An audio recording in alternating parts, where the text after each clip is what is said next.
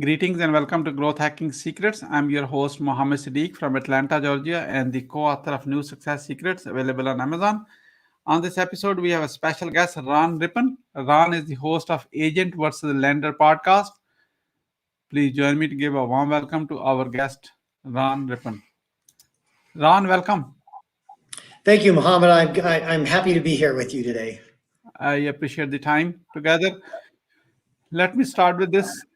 Where were you? What happened? Who you were surrounded with that inspired you to be a direct lender and start your own, like a mortgage banker? Yeah, so I am with Cardinal Financial, the Pippin team at Cardinal Financial. I have a group that I've created over some years, and we are a mortgage banker. I've been a broker. I've worked at a bank, and now I'm a mortgage banker. It's kind of the best of both worlds of being a bank and a broker. Sorry, I'm trying to silence my phone. Anyway, so being a bank and the advantage is that we underwrite and close, do everything right here in house. It's really nice. It makes the process go so much more smooth than some of my other endeavors. Yeah. Okay. Wonderful. This is good. So you got it's a hybrid model. It's the best of the both worlds. You can after. I'm sure it took the years for you to get there.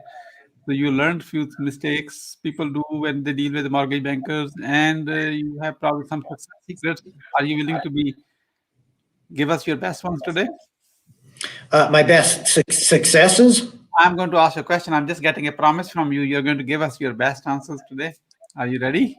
Yes, I am ready. Okay, Ram, what are the top 3 mistakes to avoid as a mortgage seeker, home buyer, real estate investor who is seeking a mortgage with the direct lenders, person like you?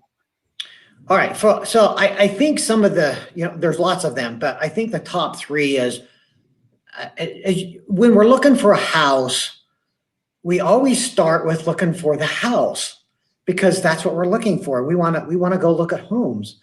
The problem is that if you don't get qualified first, and you may be looking in the wrong price ranges, and there's a difference, just in a $50,000 price range. So if you don't get qualified first, you could be looking at houses that you can't buy or that you just won't be qualified for. So it's just really disappointing. So that's probably the number one mistake, is looking at homes before getting your qualification for home financing. Figure out what your payments and things are. So mistake is not having a pre-approval for a mortgage before you start looking for homes. Right. Get your pre-approval first, and then go looking at the houses. Great. What's the number 2?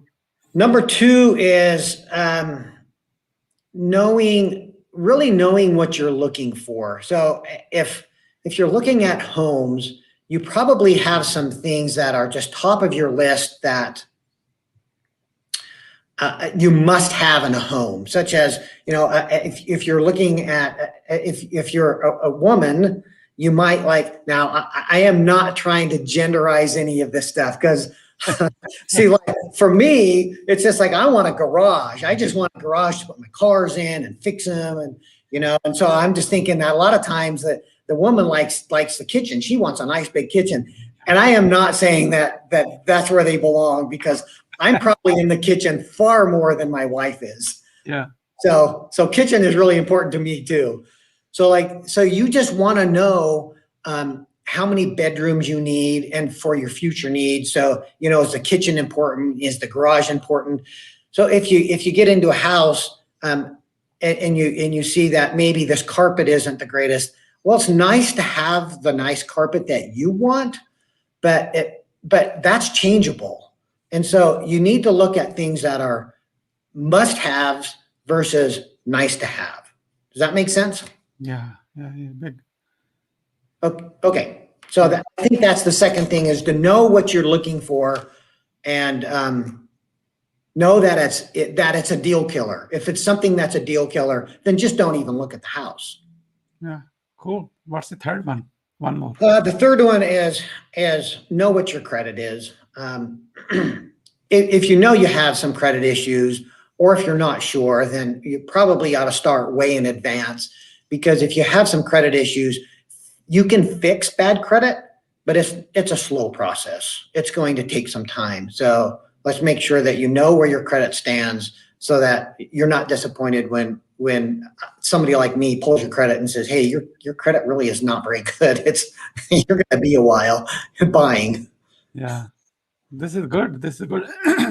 That can help many, many people, So, Ron, as a direct lender, as a mortgage broker, direct mortgage banker, I'm sure you have done some mistakes. Would you like to share with us your greatest failure in the business?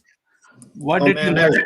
What did you learn from it, and how did you recover from that? Because we want to see your experience and being authentic and being vulnerable at the same time. after so many years, I've been 25 years in this business, and I mean, I could fill volumes with mistakes that I've made, but that's how we get better, right? Yeah, absolutely, absolutely. We learn from that. Yeah. So I think I don't know if it's my biggest failure, but um, there's there was a loan that we were putting together. I can remember one. It was quite a few years ago, and we made a mistake in the underwriting, and we made a mistake in qualifying.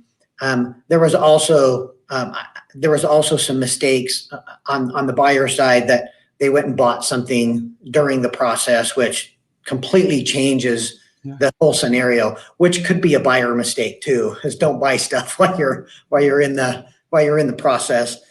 But we got through the process quite a ways, and due to circumstances, the loan, we just couldn't get them qualified. So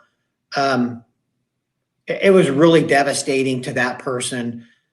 And they have a family, and their lease is going to end, and they didn't have anywhere to go.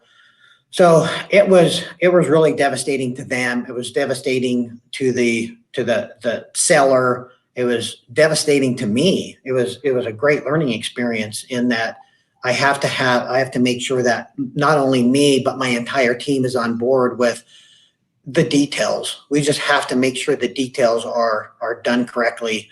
Or you basically have people in your hands. Your life is not literally, but for that moment in time, their life is on hold, and they're in my hands. And so making those kind of mistakes is just hopefully in the past. But I think we all make those kind of mistakes, but as long as we learn from them and put some processes in place to correct that, and not make sure that those don't happen again. But it was a really sad couple of weeks, and I had to do some internal perspective to make sure that we had some things in place so it didn't happen again. So that was really devastating. Wonderful. Thank you so much for sharing that one. Uh, Ron, what are the top three success secrets as a direct mortgage lender of your business?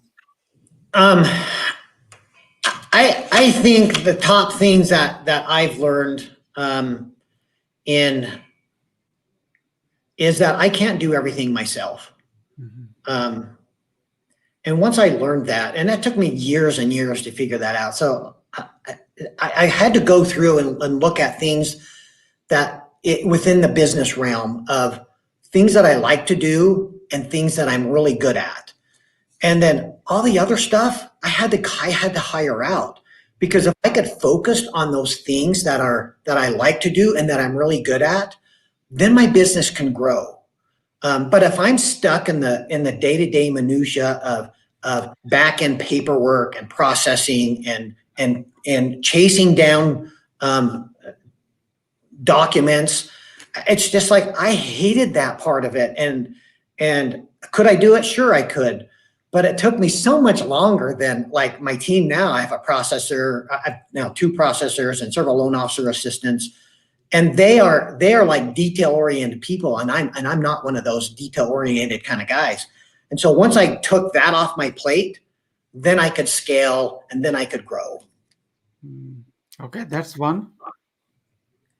I think another one is honesty and integrity. And I've had people come to me and ask me advice on what I would do in specific situations. Should they buy now? Should they wait? And sometimes, honestly, the best answer is no, you shouldn't buy right now, or no, and sometimes it's hard to say that because we all want business and we all want clients. But I'm in this for the long haul, and if I can just tell people, up front and just be honest with them, I think that, just karma just comes back to you. It's just like, if you're honest with people and you tell them what they really need to know, not what you want to know, and it's not best for me, but what's best for them, I think that just comes back to all of us. Yeah. Okay, one more bonus. One more thing that is that's a key thing for business, right? I think that might be now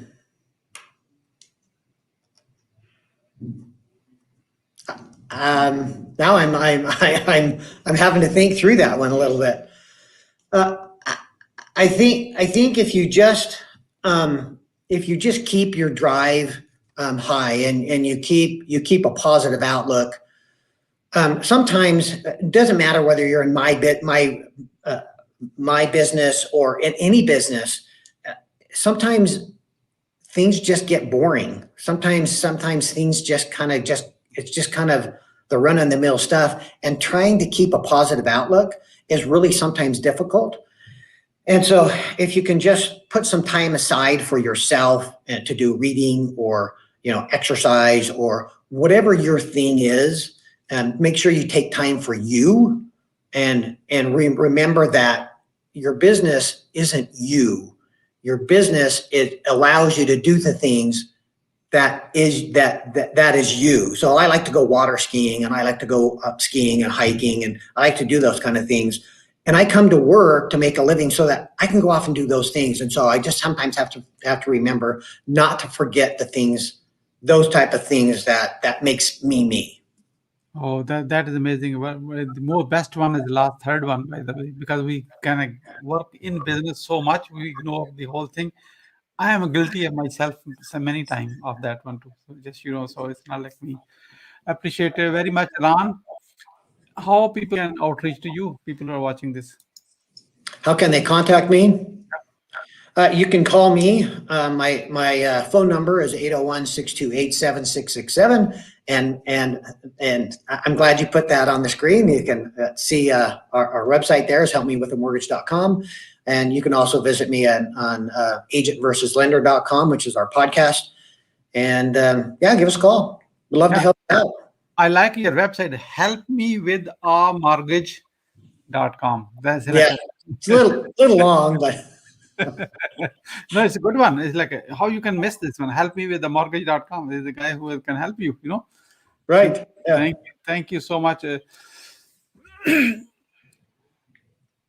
How do you see about right now in post-COVID thing, almost like a post-COVID, almost there, So how do you see the market going up, going down, or just like what's the general advice for next 12 to 24 months? Okay, so COVID has really, this is an interesting question. So COVID has really put a damper on a lot of things. So like a lot of manufacturing has shut down. And so it's really affected the supply chain for everything, including the housing industry. Yes, yeah. And so right now, people, I think, so builders are having a hard time getting their building supplies, and so the cost of building a house is rising. And I think a lot of people are a little afraid to move right now, and so inventories are much lower, like far lower than they have been in the past. So we have right now a lot of people trying to buy and not as many people selling. So we have the economic principle of supply and demand in play right now. So you're seeing house prices rise because there's way more demand than there is supply. And I think that's going to continue for a while until COVID plays out a little bit, until we can get back to some semblance of normalcy. I think you're going to see a shortage of supply. So, prices are going up. And so you can't, and I have people that come to me and say, hey, I want to wait to buy because I'm going to save more money to get a bigger down payment. But honestly, you can't outsave the pace of the price of homes that they're going up. So right now, whether you have a down payment or not, right now is a better time to buy while interest rates are low and before interest rates go up, and they are starting to go up a little bit. Mhm. So it's that's where I see the market going. I just don't see it. I don't see that stopping anytime soon. Wonderful. Thank you so much. I wanted to get that wisdom out too, so many people can get benefit out of this one. Ron, we are about to wrap up. I'd like to have a quick word about your today's guest experience on the show as a kind of testimony for the show. What would you say about your today's guest experience on the Growth Hacking Secrets? Oh, this has been awesome. I appreciate you having me on on your podcast and grow success. There's lots of different ways to grow a business, and just knowing those different strategies on how to grow your business is like life changing. And once you understand some of those strategies, it's been life changing for me, and I'm sure it can be life changing for you. And so educating yourself on what those strategies are can completely change your life. Thank you so much for your kind words. Really appreciate it. Ron, what would you say as a final word? Hang in there, man. It's just like we're all on a different path, and we're all on different paths of success and failures. But just because you have a failure or two or three or four doesn't mean you're not going to reach that success. Every successful person has many failures in their life, including me, and I'm sure Muhammad, including yourself. So just hang in there, especially during this time of COVID. It's like there's opportunities there, and just grab onto them and hold on to your dream and keep moving forward. That'll happen for you. Yeah, wonderful. I have too many to share. I probably need multiple books to share all that one. So Yeah, right. hang in. So my last message is hanging in there. That's never quit. Help is on Never the way. quit. Almost going over with this soon. Thank you so much, Ron Pippin, for sharing your wisdom with us today on the behalf of Growth Hacking Secrets community and our entire team. We really appreciate you. This is Mohammed Siddique signing off from Atlanta, Georgia. Until the next episode, all good wishes.